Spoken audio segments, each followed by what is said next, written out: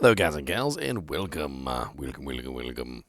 So today, I've been wanting to do a patch notes video for you guys, but they haven't posted any. And I was thinking about compiling everything together that I've learned so far and putting it into, like my own sort of patch notes. But why bother when Zax over on the forums has done it for us? I've actually looked at a lot of Zax's stuff. So let's go ahead and pull up Zax. This is post, and we're going to go over the post together. We're going to talk about all the things that they've changed and what we know so far. Now, if they do eventually put out an actual patch notes for the game, I will 100% go over the patch notes together, and we will look at all of everything that we've got. But this is what we have so far. So we have the new playable class, obviously, the Warlock. The Warlock has the stamina speed drain of -20. He has some interesting starting stats, so 15 strength, 20 dex, 20 energy, 25 vitality, and 86 stamina. He gets 2 life per level, 1 stamina per level, and 1.5 mana per level, which is pretty low. And he also gets 3 life per level for vitality point, which is actually really good. That's actually a really nice amount of life per vitality point. He gets 1 stamina per vitality point and 2 mana per energy point. He has the block factor of 25, and he has 100% efficiency of health potions. This is interesting. It's basically just his starting stats. Of course, he has lots of new skills. There's the Chaos Tree, the Eldritch Tree, and the Demon Tree. I've actually got videos up on like all of these abilities so far. So we have tons of new skills in the games. There are only 2 new set items in the sets in the game as we know of now, which is the Bane's set, which I actually already have a video up for. It's a very interesting low-level set that you can use, and the Horizon's Splendor, which is his class set, which is actually really freaking good. The gloves and the boots, especially, are like really amazing, and it also has like freaking O skill enchant. It's like dirty good. It's actually kind of too good to be perfectly honest. New rune words. There are 5 new rune words.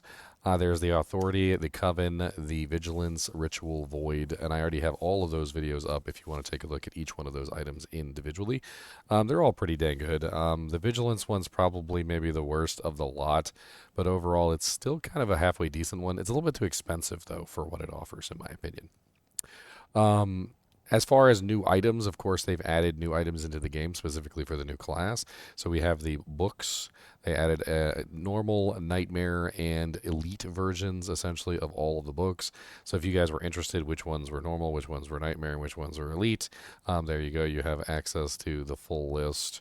There are also new unique items. There's quite a few new unique items. There's 3 grimoires, or actually 4 grimoires for the Warlock himself, which are basically his unique books. Kind of similar in vein to the Necromancer heads, because the Necromancer had like 3 new unique heads, and he has like 4 unique books. One of them is based around fire, one of them is based around summoning, one of them is based sort of around just like magic damage in general, and the other one is based around like the chaos, like apocalypse, like fire skill stuff as well. I mean, they're all actually kind of interesting because they all have like this one has Terror Windstruck, and this one has Blizzard Windstruck, and this one has Decrepify Windstruck, and this one has Ring of Fire Windstruck. They're all quite interesting in how they function, and due to the fact that the Warlock can utilize 2-handed weapons in one hand, essentially, and also use a book in the other, it's really quite strong to have access to these books as well. As for new unique rings, there is the Sling Ring, which most notably gives negative magic resistance and also has +1 to town portal skill, so you no longer need to carry a book. The Opal Vein is a very randomized ring that has essentially like a bunch of various modifiers, and I do have kind of like a screenshot of the modifiers of the Opal Vein here. So it rolls between 6 to 8 all res, 1 to 3 life after each kill, 1 to 3 mana after each kill, 20 to 40% enhance, 3 to say 5 poison, 3 to 5 lightning, 3 to 5 magic, 3 to 5 fire, 3 to 5 cold, yada yada yada yada. It's a very randomized ring, and it's one of those ones that you might find 100 times and not find a good one, or you might find an absolutely god tier one on your first try. So we're definitely going to be paying attention to the Opal Vein, that's for sure. Also, with that 2% chance to cast Flame Wave on attack, that could be an interesting procer item as well if you're trying to do a proc build. Amulets, there's the new amulet, which is the Entropy Locket. I'm actually kind of excited about this one for trying out a Miasma Chain proc build. This is definitely an interesting one for a Miasma Chain build. Um, Then there are also unique swords. There's the new Dreadfang, which most notably has the amazing 33% chance to cast level 3 amplified damage, which is really, really, really freaking good. A lot of people are going to have a lot of fun with this. The damage on the is a little bit low. I do have a video on this sword if you want to look into it in more detail, but it's definitely going to be a popular one this season. As far as daggers go, there's only one new dagger, and it's the Blood Pact Shard. It's kind of a like okay-ish mid-tier dagger. It sort of competes magic find wise with some other items because it does have 35% magic find on it, and you can socket it for an additional 30% magic find with an ist rune. So it's like 65% magic find with +1 skills and 30% faster cast rate. I think it's actually a really solid contender for a caster based magic find item that doesn't just do magic find like Alibaba or Galdagger. And actually offers some faster cast and some plus to skills in the mix. It's kind of a nice little intermediary item, and I think it might find its love in the magic find crowd. For boots, there is the Wraith Step. Wraith Step has +1 to tab skills, which seems to be missing here. I do have a video on it. I'm not particularly impressed because it has like 163 strength requirement, and the Warlock is like really low strength builds. With the Levitation Mastery, which lowers the requirements of all weapons, and then the books having relatively low strength requirements also, you can very easily have sub 90 strength builds. And so having a pair of boots that has 163 strength requirement is kind of poopy. Also, the tab skills roll randomly. So some of them are great, some of them are bad. I'm not really entirely sure how good these boots are going to be honest, because it's still going to force you to use high strength equipment, which is not something that you really want to do on this character. It's kind of designed around low strength gear. Geed's Wager is a new unique belt that has faster run walk, faster cast, faster hit recovery, negative magic resistance, and extra gold for monsters. It's kind of an absolutely bestial little belt. Could be really great for a lot of the new magic builds coming out. I also have a video on Hell Warden's Will as well. This one's going to be pretty popular. I can see this one being like a new sort of almost Griffin's Eye diadem for fire and magic builds. It has faster cast speed and it has increased attack speed with +1 skills. And of course, you could socket it. You can throw one of the facets in there or one of the new crazy colossal ancient facets. And I think it's definitely going to find an interesting position on the heads of a lot of various characters. So we will see how that one develops. There are also the new unique jewels, which I talked about. These are from the Colossal Ancients. There is 6 jewels, essentially, dropping from the last remaining killed Colossal Ancient.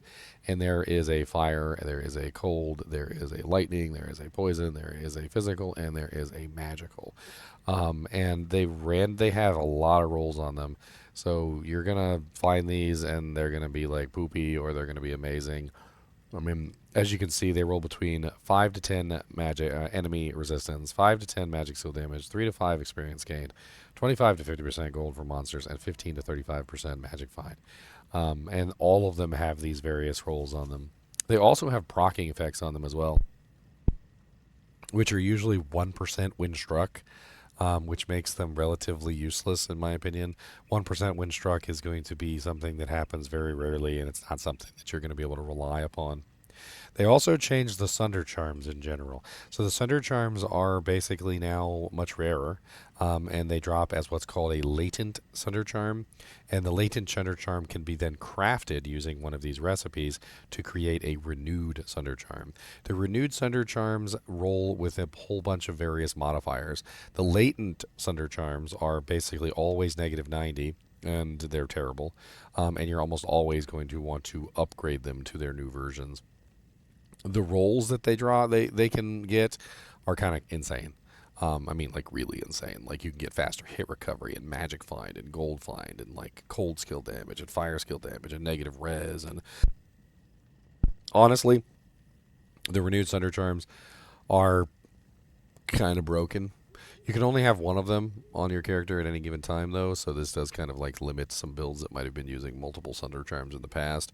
There is, of course, multiple of these. You can take a look at them if you want to.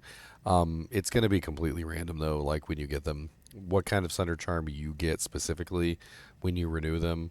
You're going to be crafting a bunch of these trying to get a really good one, and hopefully when you get a really amazing one, you'll be excited. Item changes. They did change the name of Hustle. It's now called Hysteria in the body piece and the Mania in the weapons. No actual change for the the rune word. They just changed the name because people were getting them confused all the time, I guess. Apparently, the word is that Mosaic is going to be disabled for the latter season, so that's interesting. Apparently, they're going to be rebalancing it. They added a bunch of new magic prefixes, obviously for grimoires. Daggers, of course, got access to the skills, so you can find actual warlock skills. That's actually their class item now, basically alongside the book. It's kind of like the wands with the necromancer. And then, of course, they added new amulet, swords, circlet, affixes. Mainly, it's just things like plus warlock skills, plus chaos skills, plus eldritch skills, plus demon skills, etc. that are going to be specific to the warlock. Magic suffixes of miasma bolt, sigil lethargy, sigil rancor, and apocalypse can now spawn on various items. As far as loot changes go, Sunder Charms no longer drop from elite and boss monsters. So they only drop from Heralds now with a very low chance. And I'm not exactly sure how this is going to, everything is going to fall at the end of this. But basically, as of right now, they're very rare because they only drop from Heralds. And even then, they only drop from Heralds with a very low chance.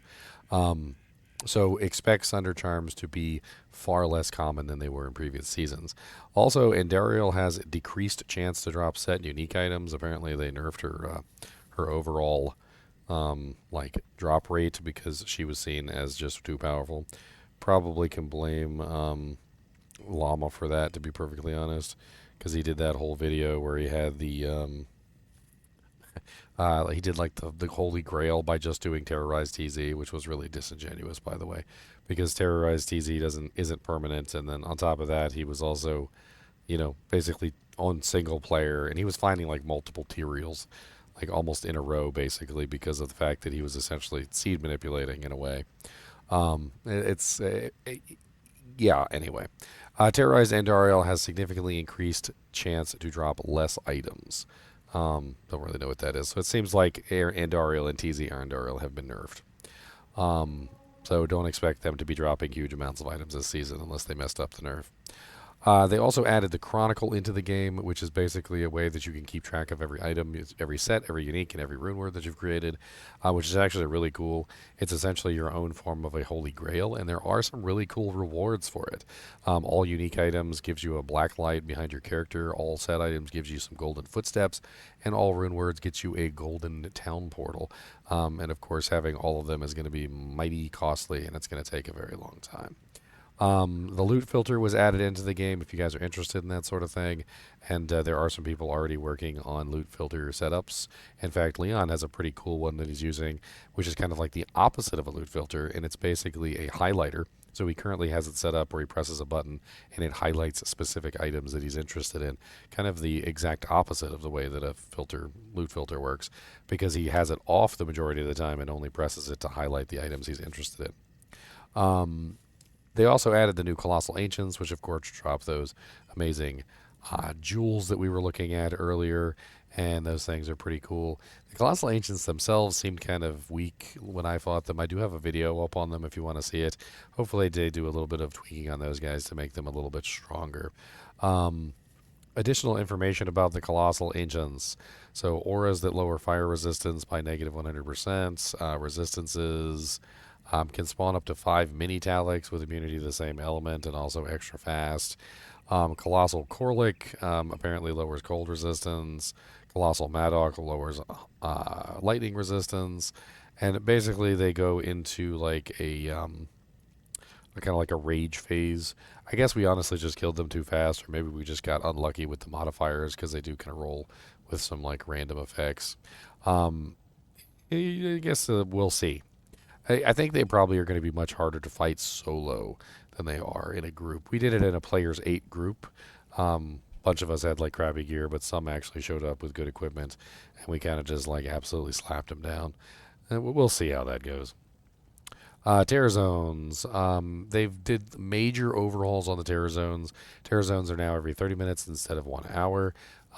They are actually more inclusive now, so they actually include more zones, which is actually really good. So, for instance, instead of it just being Stony Field, it's now Stony Field, and it's the Tristram, and it's also the cave, like underground passage in that particular zone. So it's much more interesting. Also, the zones tend to spawn with a specific modifier that every terrorized monster in that zone has access to. So, for instance, if you log into a zone and it says that the zone is, for instance, aura enchanted, then that means every monster in the zone is aura enchanted, which would be kind of crazy. So far, some of them have been really nasty, like the curse one. Every monster having the ability to apply amplify damage is insane, and it's really nasty. Additional dangerous challenges was also added from the form of heralds. Now, heralds are actually really strong, and the more you kill, the stronger they get. And it's kind of how the entire system is designed. We actually had one the other day who just straight up like mollywopped us out of existence, and that was pretty crazy. I mean, it was just like one-shotting everyone. So the heralds, I think, are a big success. I think they're going to be very difficult once you start getting into the deeper spawns. They added 2 additional shared stash tabs. There is a new gem stash tab. There is a new material stash tab. They also have a new rune stash tab, which it's just absolutely amazing. You can basically shove everything you want in there. It's going to make a huge difference in your mule capacity. You can no longer buy daggers in the gamble buy gold dagger. Now, the reason why this is because daggers have become class items for the Warlock, and they don't want you to be able to gamble class items. So, unfortunately, the gold dagger has now lost the ability to be gambled. Akara and Ormus, though, now sell daggers as a result, so you can basically just buy them straight from the shop as class items. And Drognan also sells bone and spike shields. Graphics, they added a new effect when you identify a set or unique item that is not yet in your chronicle. It's basically the same as the crafting effect when you craft something in the Roderick Cube. Kind of has that like light shimmer that goes across. Items that are not yet in the chronicle have a special green message on them that actually tells you like who is available for the chronicle. So like when you find an item in the chronicle, it tells you who was there when it drops, so that there's no doubt. Color of an announcement, so the terror zone is now dark purple. They also restored 2 pieces of unused dialogue per class. These lines were beginning quest of the Tainted Sun and the Summoner, and the organs for Uber Driftstorm have improved sound effects. The Cow King set can now again drop in the secret cow level properly. The Diablo lightning hose was fixed on Nightmare in Hell difficulty, and it no longer deals 0 damage at close range, which is going to be nasty. Decoy bug has been fixed, and reanimate horde sand riders hitting a target animation fixed unconfirmed. Overall, definitely some interesting changes that we have knowledge of. Now, there's also some stuff coming with the crafting recipes, which we don't necessarily 100% know whether these crafting recipes are actually going to make it into the game or not. But currently, they are data mined, and they are part of the 3.0 patch. But they are currently disabled. And I do have a video specifically on the crafting recipes if you guys want to check it out. So I'm not going to go over them in like too much detail at the moment. But let's at least pull them up so we can take a look at them, shall we? Well, I could just pull up my video. It's probably the easiest way for me to do it. A videoception within a video. And let's put the quality up higher so you guys can actually see it without it being blurry. So these are the recipes here. There is essentially a recipe for every element. There is fire, lightning, ice, cold, poison, magic, physical, right? And what they do is they take an existing magical item, not a rare, not a unique, an existing magical item, and they add like 1 to like 8% resistances, negative resistances on them, which is actually surprisingly useful and powerful. It's going to be like a huge thing. I mean, when I think about it, like what it can potentially do to the game, and I'm going to keep this brief because I have a whole video on this particular topic. But it's going to have huge effects when you can take like a 320-20 small charm and add negative 1% physical damage resistance to it. Or when you can take like a 320 circlet and add, like negative fire res or negative cold res to it. Like it's going to be absolutely massive. And in general, I think that this is one of those things that's just like going to be a huge change to the game. Now, on top of this, we also have a known issues, low current known issues. So this is official. We don't have official patch notes, but we have an official current known issues. So at the moment, Blood Oath damage transferred to the demon is uncapped. Blood Oath was not falling off after respec of character skills. Eldritch Blast, Life, and Mana Steals are capped at 20%. Apocalypse is displaying a negative fire res above the 40% cap, even though it is capped at 40%. Casting certain skills while inside town will make the weapon's animation flicker. The Longbow's arrow moves after the player stops with the Warlock class. The Chronicle menu crashes the game when changing to the controller on PC if opened through discovered item message and chat. There's the patch notes about the hustle being replaced.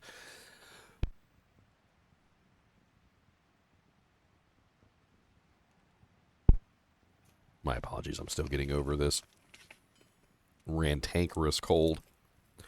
That's right, I'm calling it rantankerous.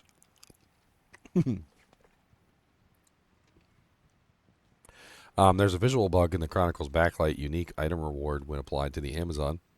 Eligible for Chronicle string appears for players who already have the item. Mosaic can cause graphical issues that will lead to a crash in Chaos Sanctuary. Mosaic can only be crafted offline. Miscellaneous. Subtabs from the pause menu can be overlaid on handheld platforms when using the mouse and keyboard. Vendors are not selling enough daggers. Latent Sunder charms are not rolling values in their affixes. Resolution scale option is different from the displayed resolution on the game. We are aware and investigating a rare client lockup after extended periods of playing. The game crashes after attempts to access the global rank or class rank of another player on ROG or Steam Deck in the release mode. Player gets locked on ladder board UI after docking or undocking the Switch. Docking or undocking an option's brightness on the screen space will cause a crash lock. Chronicle search feature asserts Nintendo Switch. Connecting the Nintendo Switch to a dock with the loot filter's edit rule tab open causes a crash lock. Disconnecting the console from the internet causes the title to enter an unresponsive state when attempting to create a lobby and after reconnecting. The title displays error messages after the network disconnect and the title is left on idle menu for the PS4 and the PS4 Pro. The game may crash lock when saving and exiting after staying idle on the death screen of an Uber Agents fight on the PS4 Pro. And we are aware of an issue impacting Diablo 2 Resurrected Infernal Edition. Bonus incentives for Diablo 4 and World of Warcraft, where some players who purchase Steam may not see these items unlock immediately. Our team is actively working on a fix. Eligible rewards will automatically unlock once resolved. And we also have known issue: 2 players who are friends on the Reign of the Warlock characters in different regions are not able to use the cross-region game join feature via friends list. Temporary workaround: 1 player can still just manually switch to the other person's region. And that's all we have so far. What do we think might be coming if they do potentially put out some patch notes? Let's take some guesses here, shall we? So first off, my guess is that those crafting recipes that we were looking at earlier are probably going to be coming with the ladder. So they may be ladder only. Also, we may be looking at ladder-only specific rune words. So as of right now, we don't have any rune words that are ladder-only. And there may be ladder-only specific rune words also coming. Now, I'm not entirely sure, but we also may be seeing some rebalancing before the ladder starts. So my guess is that the reason why we don't have patch notes is probably because they're working on essentially what they think they might want to rebalance before the ladder launches. That's the entire reason of releasing the game early before the ladder launch, is they're basically getting our feedback and are watching the streamers. They're testing things, and then they're going to make a little bit of changes before the actual ladder starts, which I fully expect. At which point we might get patch notes. Right? So my guess is we're probably going to get patch notes either the day before or the day of the ladder launch, probably with more information on maybe the crafting system, the rune words that we might be getting, or any potential rebalancing that is going to happen. All in all, I'm very impressed with this patch, this expansion, whatever you want to call it. It has a lot in it, and I feel like it's definitely going to make the game a lot more fun going forward. not only the Warlock itself, but how the Warlock's skills and abilities and like procking effects can interact with other characters, like a proc Amazon, or like the melee characters that can get good use out of like the new Coven rune word and so forth and so on. There's definitely a lot of ways that the changes that have occurred are going to have ripple effects across the game. If we do get official patch notes, obviously I will cover them, so look out for those. As always, be sure to hit that like button and subscribe button if you enjoy the content, and keep watching.